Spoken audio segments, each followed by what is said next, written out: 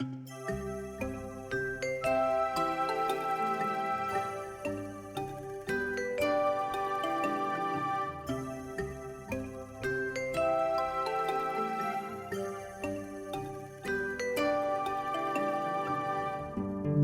to the marvelous land of Oz. I'm Martell.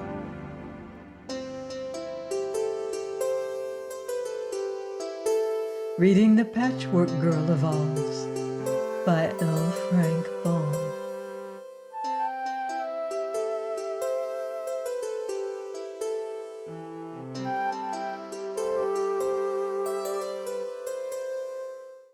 Chapter 20.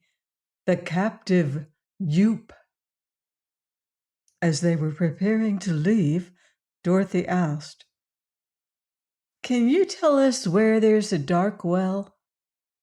"Never heard of such a thing," said the Tottenhot. "We live our lives in the dark mostly, and sleep in the daytime, but we've never seen a dark well, or anything like one." "Does anyone live on those mountains beyond here?" asked the Scarecrow. "Lots of people, but you'd better not visit them. We never go there," was the reply. "What are the people like?" Dorothy inquired. "Can't say. We've been told to keep away from the mountain paths, and so we obey. This sandy desert's good enough for us, and we're not disturbed here," declared the Tottenhot. So they left the man snuggling down to sleep in his dusky dwelling and went out into the sunshine, taking the path that led toward the rocky places. They soon found it hard climbing, for the rocks were uneven and full of sharp points and edges, and now there was no path at all.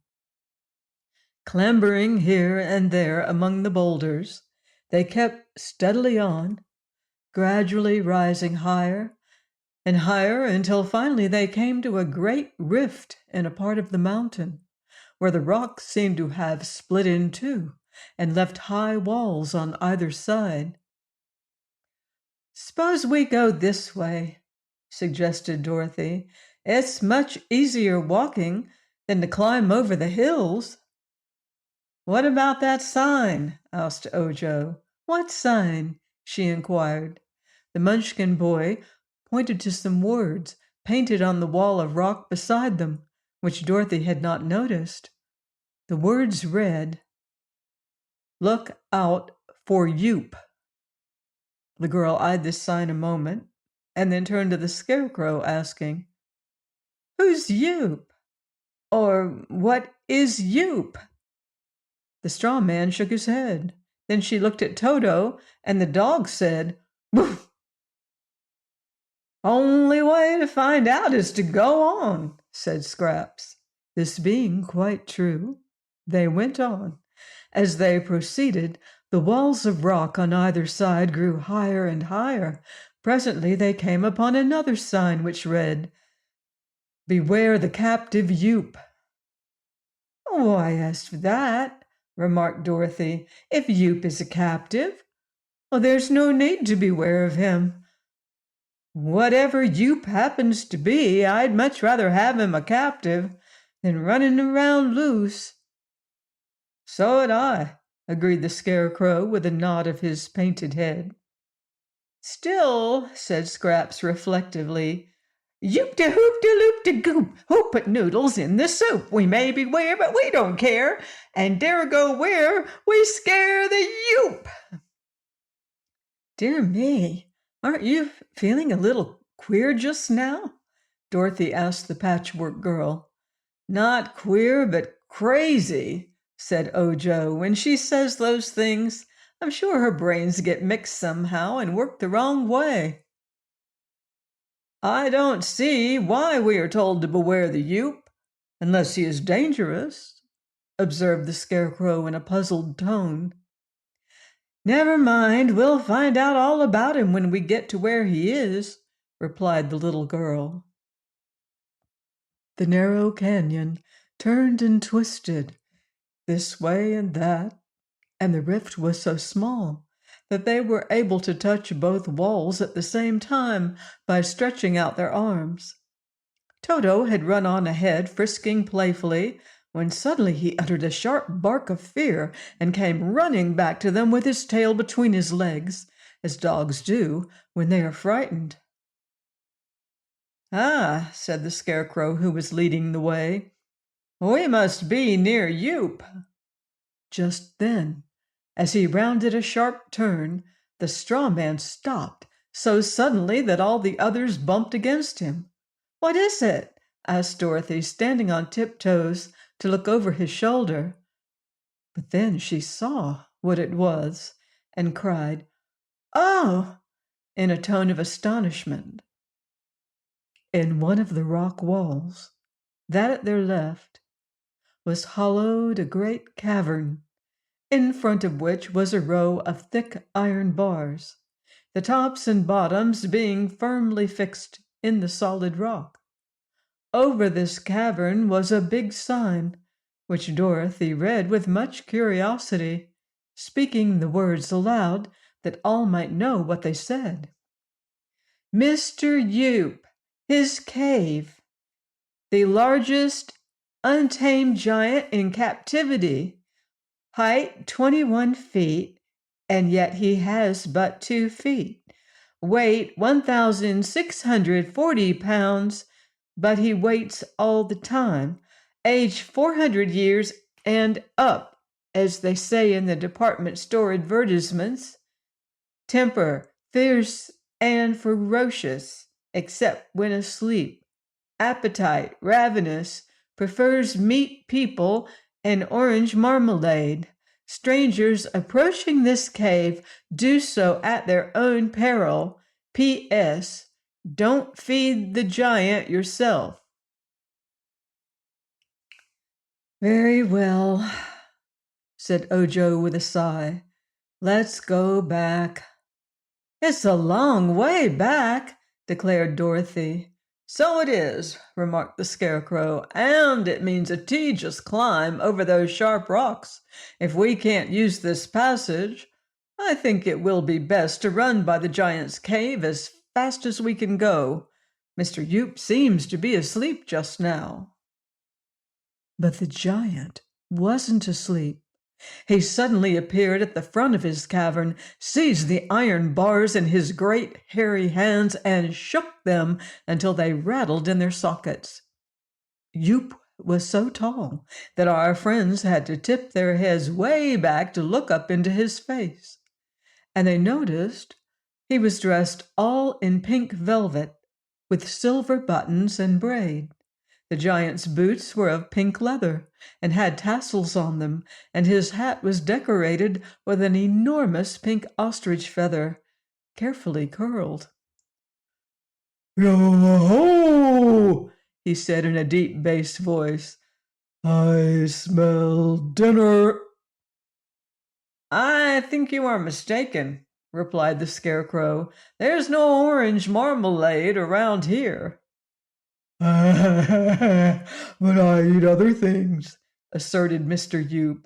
"That is, I eat them when I can get them. But this is a lonely place, and no good meat has passed by my cave for many years. So I'm hungry." "Haven't you eaten anything in many years?" asked Dorothy. "Nothing, except 6 ants and a monkey. I thought the monkey would taste like meat people, but the flavor was different. I hope you will taste better, for you seem plump and tender." "Oh, I'm not going to be eaten," said Dorothy. "Why not?" "I shall keep out of your way," she answered. "How heartless!" wailed the giant, shaking the bars again. "Consider how many years it is since I've had a single plump little girl. They tell me meat is going up, but if I can manage to catch you, I'm sure it will soon be going down.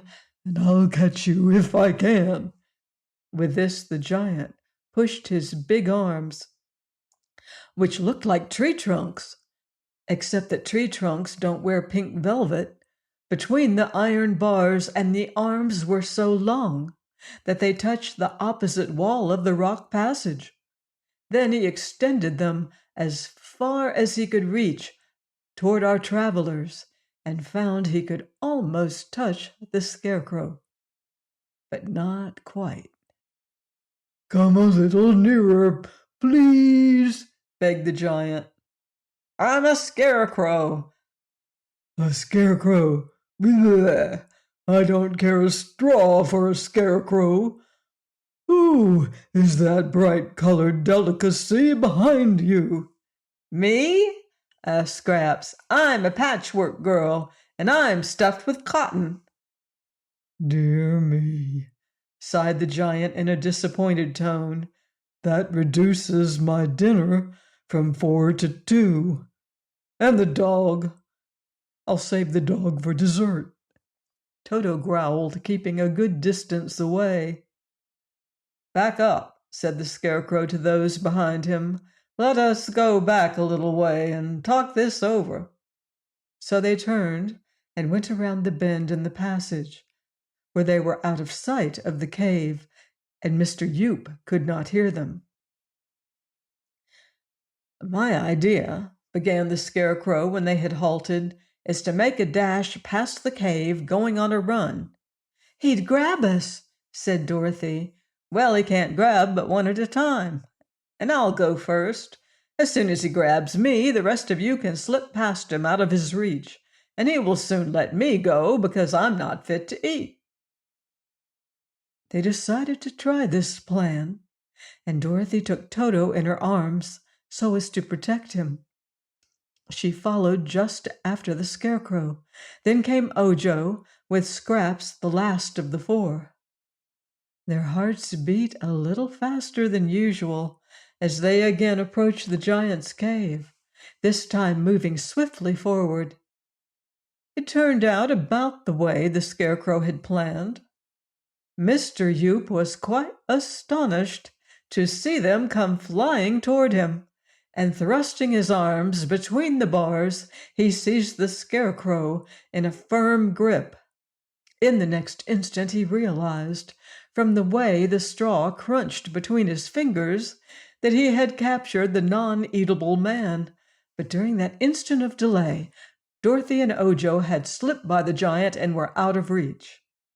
Uttering a howl of rage, the monster threw the Scarecrow after them with one hand and grabbed Scraps with the other.